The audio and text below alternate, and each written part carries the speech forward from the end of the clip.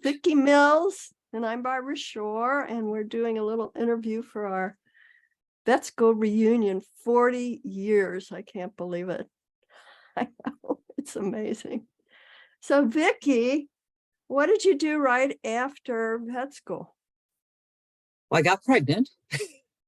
Aha. That was kind of on purpose. We'd been putting it off until we finished vet school. And then I did mostly relief at first because the clinic I was going to work for didn't want somebody pregnant.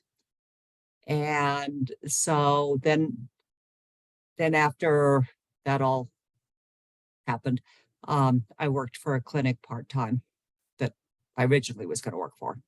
Where was that? It was here in Arvada. It was Jefferson Animal Clinic.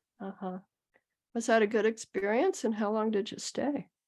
It was. The one owner was a family friend, and they were great mentors.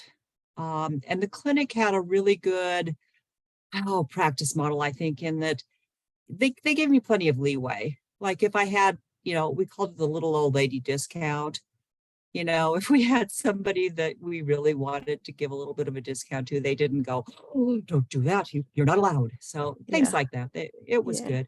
It was part-time. And so then at one point, I added another part-time gig at a different clinic. So I was splitting my space between them. Yeah. And then what happened? Did you leave that practice after a while, and what happened? I stayed with them for quite a while, and then the second clinic he was going to sell, and I considered buying it, but it wasn't a very busy clinic, and for what he wanted for it, I looked at the numbers, and I didn't think I'd be able to take a salary for years, and we could afford that. Yeah. So I decided to start house calls at the Judy Shoemaker was the one that convinced me that was a good idea. And did it work well for you? I've been doing that ever since. Cool. So I still worked at the first clinic part-time for quite a while after that, until I just got too busy with the house calls that I couldn't. Yeah.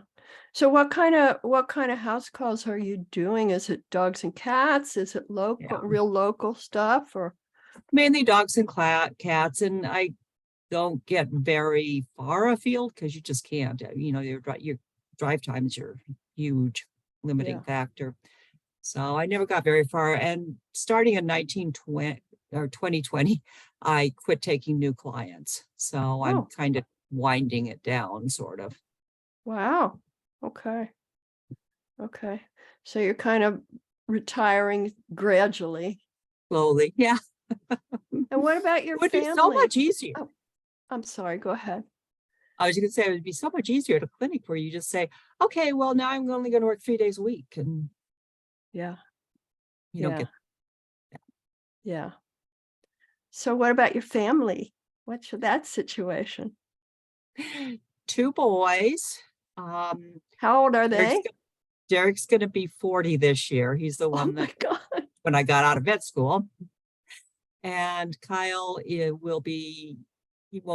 his birthday is in December, but so in December he'll be 38. Wow. 3 grandkids, 9 and 6 from Derek, and 2 years from Kyle. Boys, girls? 1 girl, 2 boys. Oh, how nice. And do they all live nearby? Derek and Jan, and though their 2 kids live 5 minutes away, 10 minutes.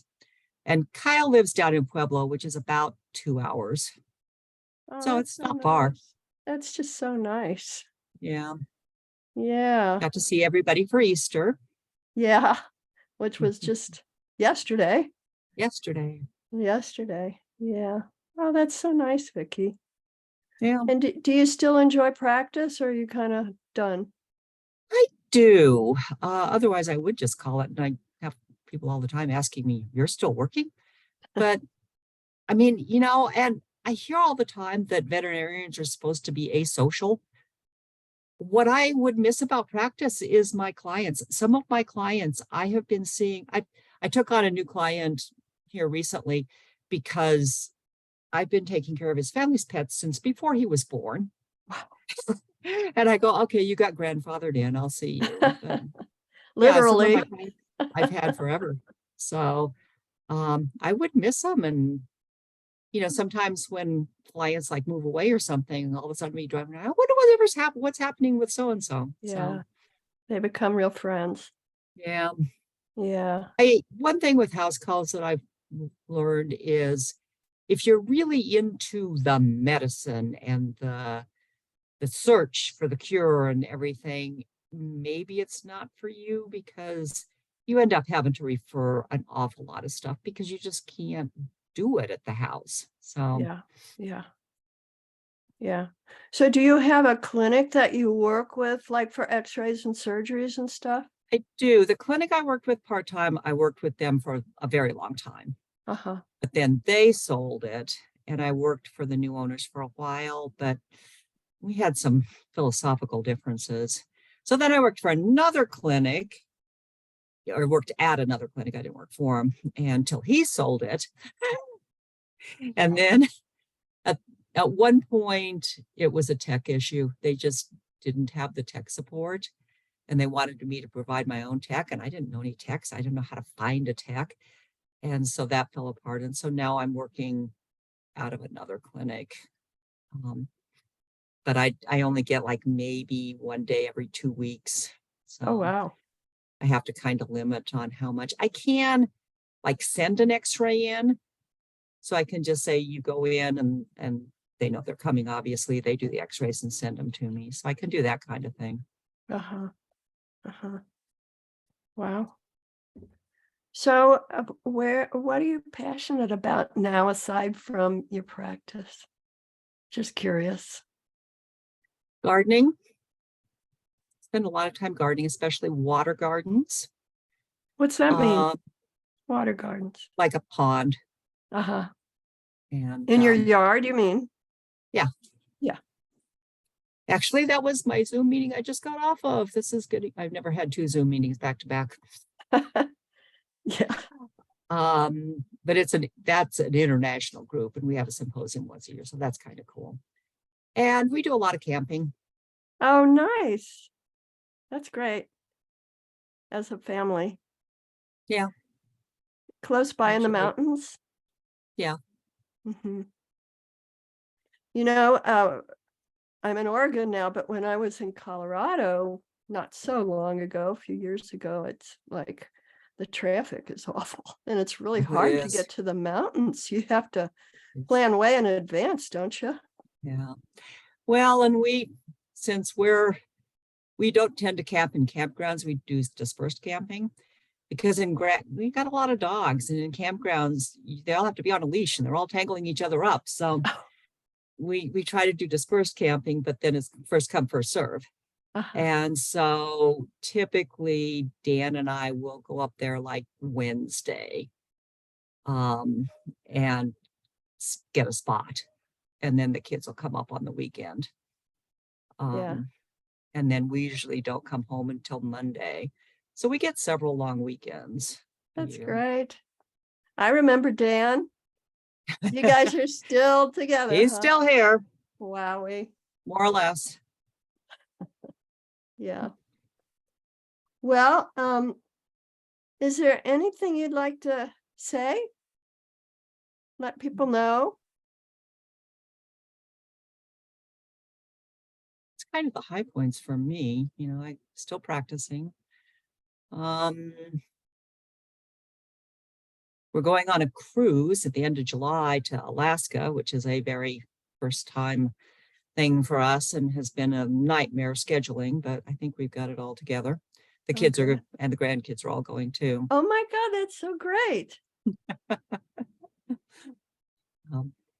Spend a lot of time with the little ones. Uh-huh. I'm just so blessed that we can. Yeah, really. And you're so lucky that they live close by. Yeah. Yeah. And that you have a good relationship. No. I hear Hey, lots of believe me, stories. I know how lucky I am for all that, Yeah. we all get along. I like the people they are, once they grew up, and, their kids are fun to be around. So I'm enjoying it as much as I can while I can. That's wonderful. And you will be at the reunion, right? Yes, yes, I did get a hotel. I debated driving back and forth, but a lot of the stuff is nights and I don't Yeah. like to, I get sleepy. I'm usually in bed by 9. Yeah. And so driving back after, a Yeah. relatively late night for me, I just don't think it would have been safe. Oh, driving back from Fort Collins every day, you mean? Yeah, That'd be a lot. if I just went for the reunion Yeah. to Yeah. come back and forth. So I just got a room. I know Holly